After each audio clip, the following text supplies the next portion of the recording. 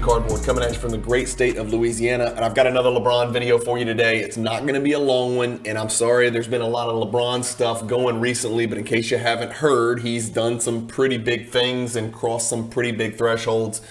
All-time scoring leader, 4th all-time career assists, and he's chasing down Chris Paul. We'll see if he catches him. We'll see if he can even get into that number 2 spot behind the uncatchable John Stockton, moving up the all-time rebounds list, points, rebounds, assists. He's doing things that have never been replicated in history. And so I wanted to take a look at some of his cards.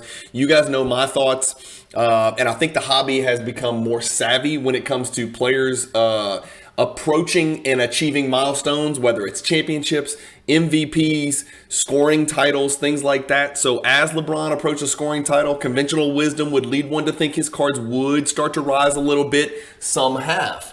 But contrary to conventional wisdom, some of his cards have continued to drop.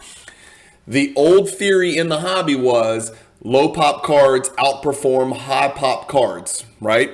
And so I want to show you that's not always the case, and it's not been the case in the last 90 days as LeBron has inevitably approached and since broken the record. So I'm filming this on Thursday, February 9th. I believe he broke the record on Tuesday, February 7th. So we're 48 hours out from him breaking the record. I wanted to do this video now before the market got inundated and oversaturated with LeBron cards coming to market.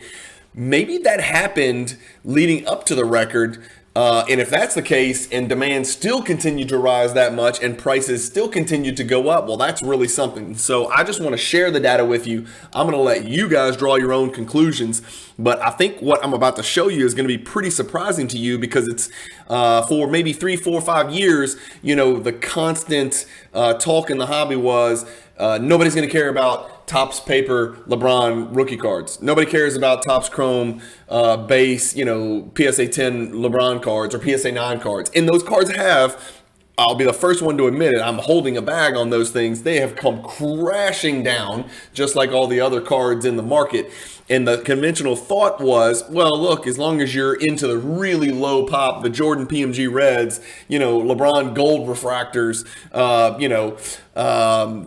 Kevin Durant RPAs, Steph Curry RPAs, you're going to be okay. Don't worry about what, you know, these little fledgling commodity cards that are high pop, 4-figure pop type cards, 4-figure meaning thousands of them, in this particular grade. Don't worry about what those are doing. As long as you're in the elite of the elite, the 1% of the 1%, you're going to do just great. Well, we're starting to see that's not really held true. That's really not correct. And, you know, kind of my take on that is that maybe people's budgets have come down. They're not as aggressive. They're not as willing to spend $85,000 or $100,000 or even $15,000 on a card as we were, 2 years ago when money was flowing through the hobby and profits were being taken by lots of us at an inordinate rate.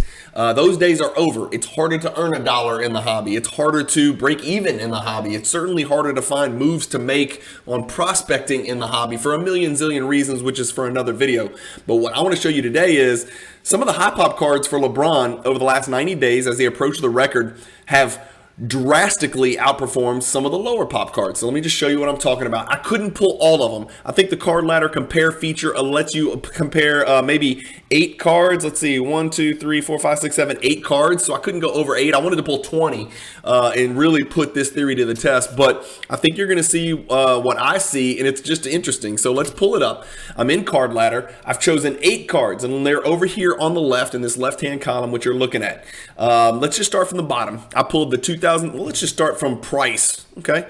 Let's start from the price bottom. So the cheapest card I picked was the Upper Deck MVP base PSA 10. Easy, $437 card. Look at the pop, $1,745. High pop card. 2003 Topps Pristine base PSA 10, $800 card. Look at the pop, $536. Relatively whatever, depends on your perspective of what is and isn't high pop card. Jordan or 90s collectors or vintage collectors would probably say that's a high pop card. Topps Chrome BGS 9 base. We know there's a zillion of those. $27.92, $1,700 high pop card. Topps Chrome PSA 9 high pop card, $3,687. Topps Chrome base BGS 9.5, $3,356 pop, high pop card. Topps Chrome, PSA 10, 2200, high pop card. And then we get to the two refractors. The two lowest pop cards by far are the 2003 Refractor BGS 9.5, the 2003 Topps Chrome Refractor PSA 10. Those are pop 434 and pop 174 respectively. Okay, so those are the cards that we've got. What should stand out to you is I've got 6 high pop cards and I've got 2, you may not call them low pop cards, but much lower pop cards. Let's look at over the last 3 months what these cards have done. Again, the graph's not super helpful because it's not moving enough really to, help you. Let's see if this helps. Not really. It just all looks like blah to me. Here's the percentage change over the last 30 days. The cheapest card has performed the best. Okay, so that's the first interesting feature that is going to come from this comparison that you guys will see. That card's up 45.83%. That was a $300 card. It's up almost half its value. It's up to $437.50. So that's the most notable point to begin with, is that the cheapest card on here is the best performing card percentage-wise. Next is the 2003 Topps Chrome Base BGS 9.5, up 32%. The PSA 9 up 23%. The Pristine 10 base up 23%. The base Chrome PSA 10, the much maligned LeBron James Topps Chrome base PSA 10 up almost 19%. That's from $6,000 to $7,127. The card's up over $1,100 on average. Over $1,100. That's meaningful. That's real money. If you've got 12 of those, that's over 12 grand. That's 13 grand.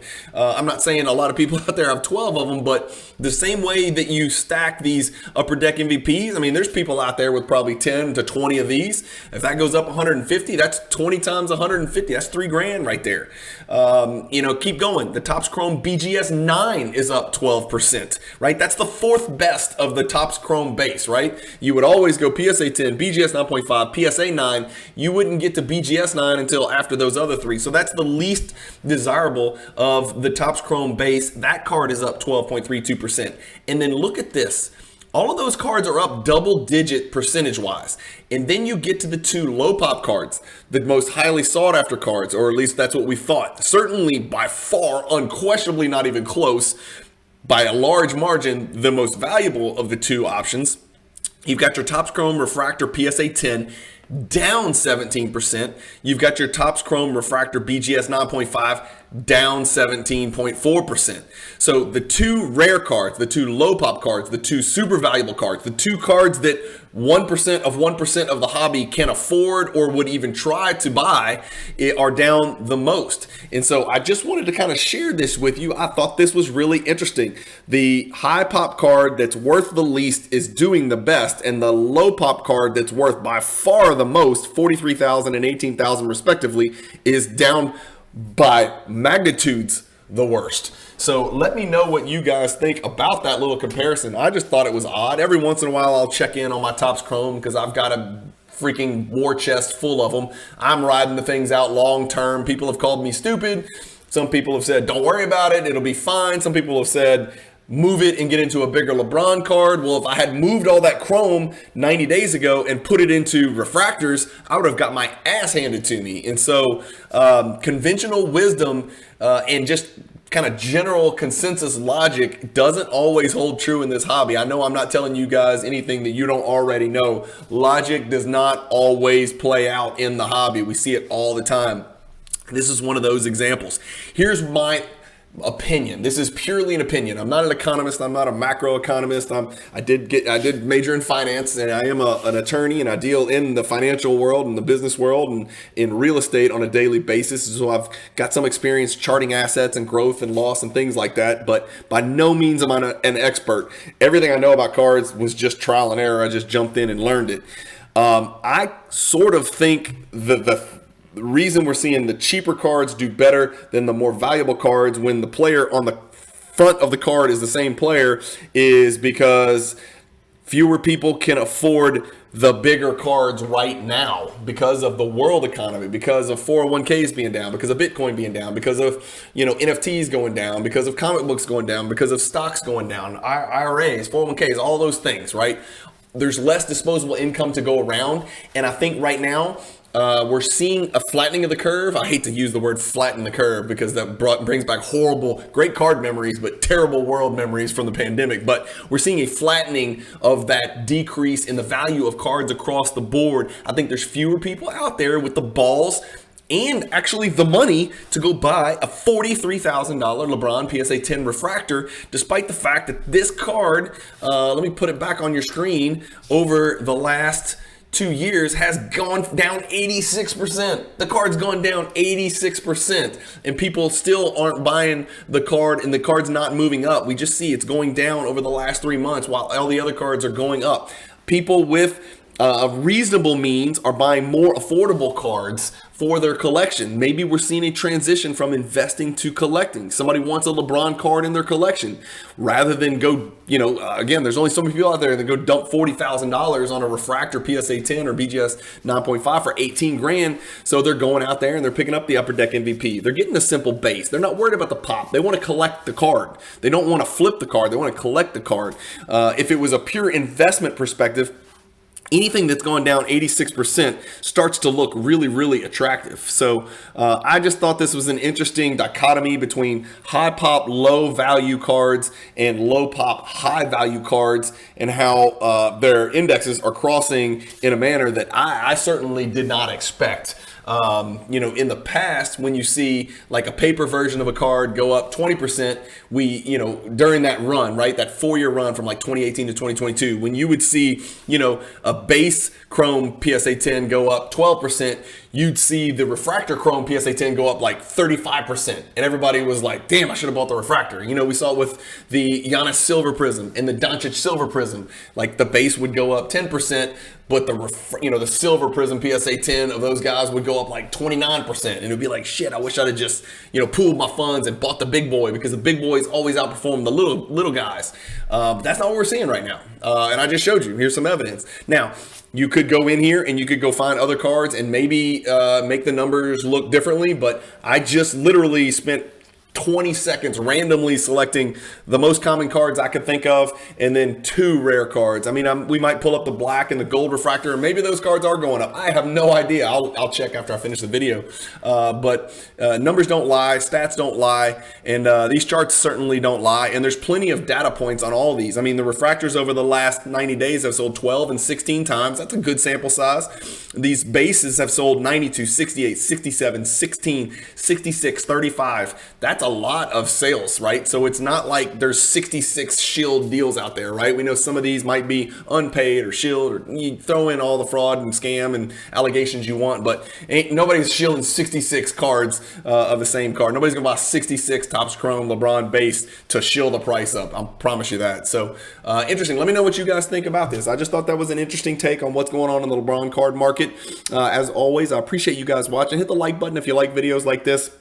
A lot of my videos lately have been about investing, because we're starting to see that maybe turn back to where there is an option and an opportunity out there in the hobby to make some more money again. I think you should really hold your head up and kind of push through this thing. I think we're going to get through this. I don't know if it's going to be in 2003, but I think we have less to go than what we have been through. In other words, I think we're well beyond the halfway point of the dip, and we're a lot closer to the floor now than we were maybe even a year and a half ago. So we shall see. And if cards start to run across the board, I guess I could have gone into Card Ladder and just gone straight to indexes.